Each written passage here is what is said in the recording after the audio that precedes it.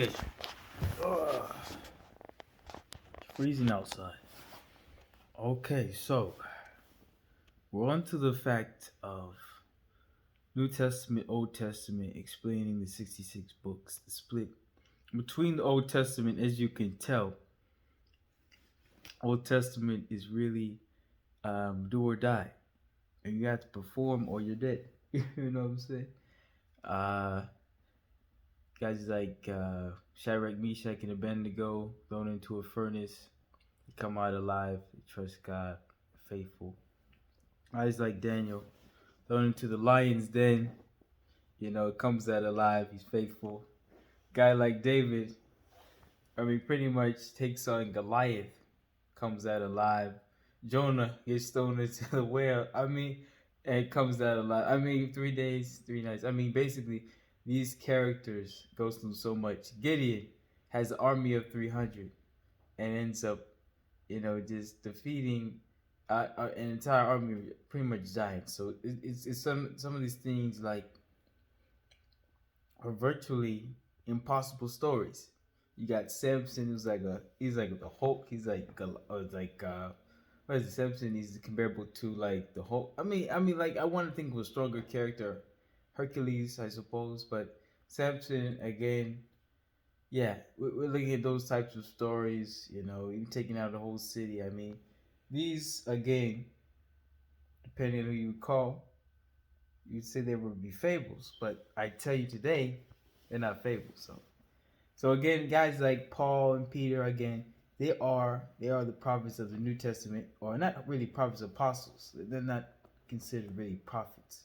An apostle, they're coming in the name of the Lord. The name of Christ Jesus.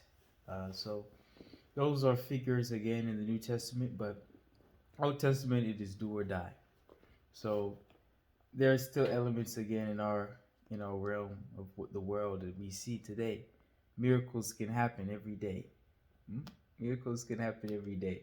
So that's one of those things where you're looking at your reality and you're saying what is possible, and I tell you today anything is possible. Yeah, pretty much. Anything is possible, but in these situations again, it is ordered by the Most High. But uh, even to say some of the events, you're looking at beginning and ending of most things as sort of a conjunction. They always really end in the middle. The Bible ends in the middle. You're looking at the main four, the prophets. These are really the four powerful prophets. You're looking at Isaiah, Jeremiah, Ezekiel, and Daniel. Those are the four main prophets that you want to look at. I have it on the timeline of my profile, but if you're reading those, you'll find what is really in store, and in a sense there's not really much to take away from it. Besides, that's really what you can take away from it. But the ending of, I believe, well, even the beginning parts of Isaiah, and even to relate that to the ending parts of Daniel, those are really going to be one of the most powerful things for really what is been said to happen. But even so, with those four prophets again, those four prophets are some things that are probably the most neglected parts of the Bible. There's a lot of things again added into the Bible that people are a little iffy about. But the thing is about these prophecies, about end times, about all these other things, there are just ages and eras that people shift into. A lot of things are happening constellationally, and they're reflecting what's happening in the book of Revelation. Not that we are, again, the world would end like they would think, but it's just a restart. It's a restart, that's what they'd say, into another phase, another shift. So you're looking at those four prophets again, who you're going to be looking at again for this story. A lot of it happens in Daniel because the saints are really who are in control of the world. The saints control the world. This is good, but some of the saints aren't human. You're like, But I thought they meant the saints like we worship. But the thing is, I think with the left hand, I wanted to explain that's the fight between the angels and the demons are on the left hand. So if you're going to be on the left hand, you're going to be in the middle of that conflict. It's not even going to be like it just straight towards you. I mean, you're going to be in between the conflict between angels and demons. It's going to be like an Avengers movie. In those cases, the physical body, a human, some of you again are angels on earth. You just didn't realize it. You know, wrong place, wrong time. I get that. Born in the wrong place, but some of you were intended to be angels. Those are just facts. So I mean, the scenario you're looking at now, with that awareness, a lot of people have been aware of this fact. And you might have a point where if a body was activated, a person became an angel, they wouldn't know what to do. So the fight on the left hand again is the fight between angels and the demons. So that's gonna be what happens on the left hand. And on the right hand is then just peace, it's just pure bliss again. Most of you are in that phase, you know, thanking God, of course. Also remember that shall rise again. So there's a lot of things that an angel still has to accomplish on the earth to make sure the word is fulfilled, because you're looking at these places like hell and death.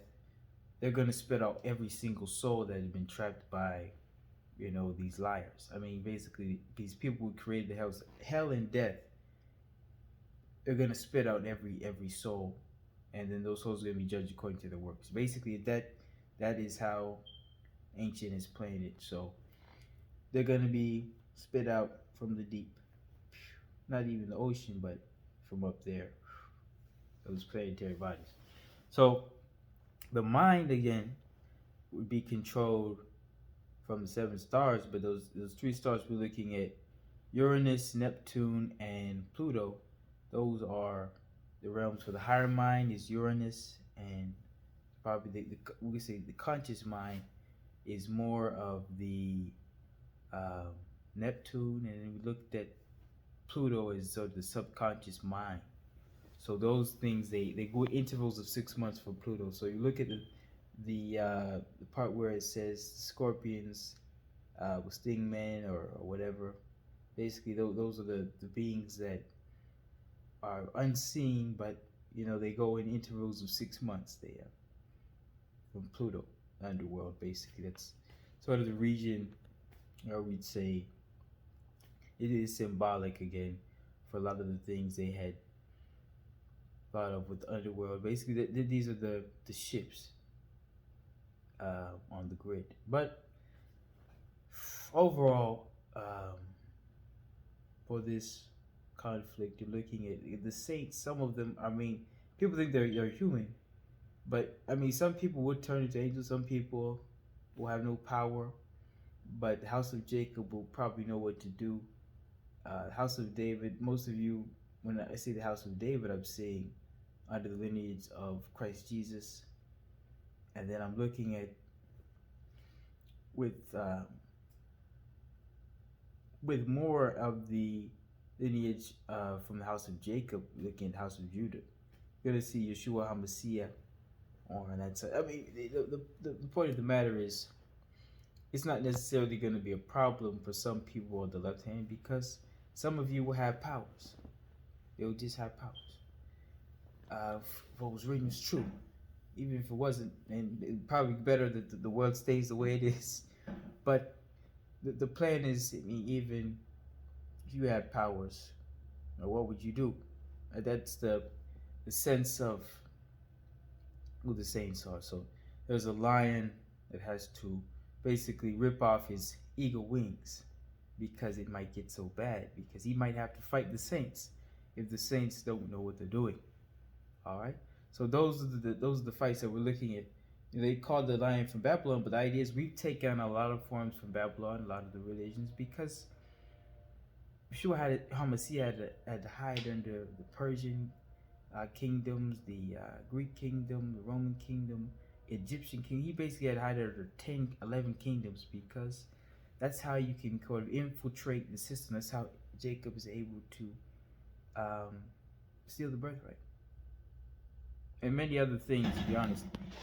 With Jacob, even you're looking at Abraham, Isaac, and Jacob, those were the three people who had to lie, cheat, steal, and even nearly kill. I mean, Abraham nearly had to kill his son Isaac. So those are the things that they had to do to really form the kingdom. Not even just get it, but to form it, because it was theirs for the taking, but they just didn't see. Not to say that to recommend those things, but just to let you know, for that time, you have to do kinds of those kinds of things, wacky things, going up on crosses. I mean, the kind of things that happened to the apostles, the kinds of ways they had. Some people were burned alive, boiled alive, thrown down with cliffs, crucified upside down. I mean, things got really crazy. You know, it's not all sunshine and rainbows for Peter and Paul and John and James. Well, James, he was boiled alive, and well, the thing is, he ended up surviving, but really the only one to really walk away was John. So those types of, that's how he was able to write the book of Revelation. But those types of things, again, you have to look at that.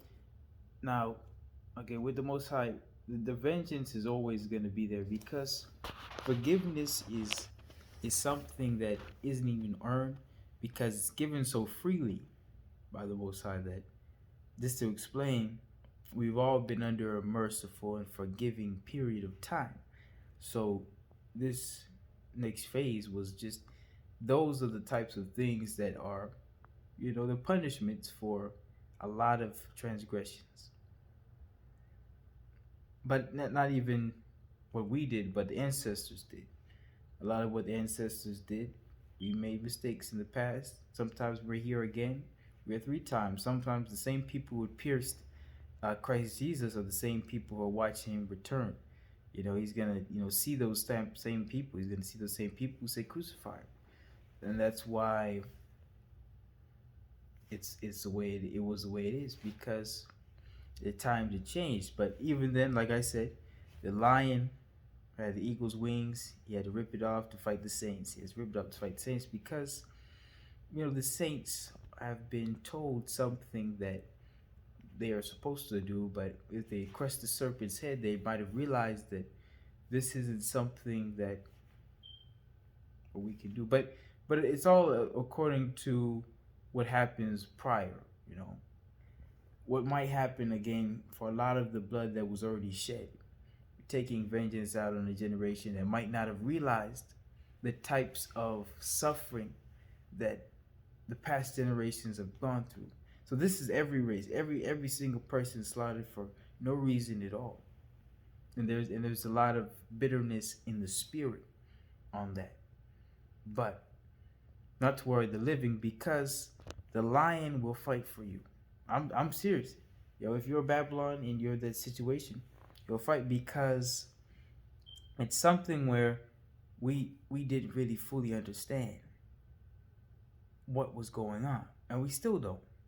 We still don't know what's going on. So those types of things that were written were true. However, you have to fight. Like you've been taught, you've been formed to fight for your right. Don't just let things happen in the spiritual sense, because your spiritual growth is going to determine your next eon, your next living experience. So that's all I have to say. You have to fight. You have to fight, because I need fighters on my side. Hey, I'm serious. Hey, I need you to be the fighter, because for everything that can happen, it will happen. And people got to be ready to fight in that day, because it's the powers that you will be given. You will be given power if you're from the house of Jacob, house of Judah. I mean, house of David they'll be maybe resting. I mean, the house of David is going to be more for the redemption type, because house of David, you get the right hand through the house of David. So the house of Jacob, they're going to be some fighters. So just know, do not, it's weird to say do not listen to the word, because some people have practiced the word and they said, hey, it says this, but the context of it means just speaking the word, preaching the word for the most part. But Maybe too late. That's why the lion probably has to fight the saints. So that's just the spoiler. It might not be a human again. It might be past generations coming back to life. Other things like that. Might be in the spiritual realm. Something along those lines. But it's okay. It's just the spiritual connotations of these locations. But for the most part, like I keep saying, these things in the word are so important to understand because they're your life. Whether people have died for you who you do not even know, and they loved you who did not you not even know. So again, that's why am I reluctant to fight for you? I'm a little reluctant, but I will say this. There are people again fighting in wars right now. They're on losing sides, winning sides. They fight for their country. And you got to give them a salute for that. Salute to all the troops and veterans for America and all the other countries around the world, because we're being pitted against each other by the stars, by the angels who want these wars to happen. That is another part. That's why they're still continuing the sacrifices to wars and many other experiences as well. All starts to the transmission of the mind, like I said, the higher mind, mid mind, lower mind, through Uranus, Neptune, Pluto, those types of places, and they affect your life. So again, really, even if it's bad things happen to you, most of you again are angels. Reason why you're being attacked for right now is, or really your whole life, is because Satan has known who you were this whole time, even before you did. So that's the caveat. It's you were always willing to put yourself ahead of others, and keep doing that because it will be rewarded by the kingdom. Um, if it is reversed, then Satan is won. If we put ourselves again before each other, but it's not how we experience each other in the world. It's the spiritual experience. I see you in a spiritual connotation, in a spiritual realm that you might not see yourself as. You might see yourself in the world too much. That's why I cannot necessarily see that in the world person as who you are. The one that's inside of you is who I'm really seeing. I'm seeing the one that's inside of you because that's the one. That is the one that will save the day in the end. The one that will save its own life might end up hurting like billions of other people. I mean, I don't even know how strong you might become, but it's one of those things where the world is going to change. People have power. You're going to have power. Those are just facts. With or without the word, you will have power. So it's all about your mind, your control of your power, and the control of the word with your power. So just keep that in mind. Protect your people. We're all sort of the elect right now. Watching this video, you're the elect. People I've chosen. So yeah, remember that. God's chosen me to choose you. So yes, have a nice day.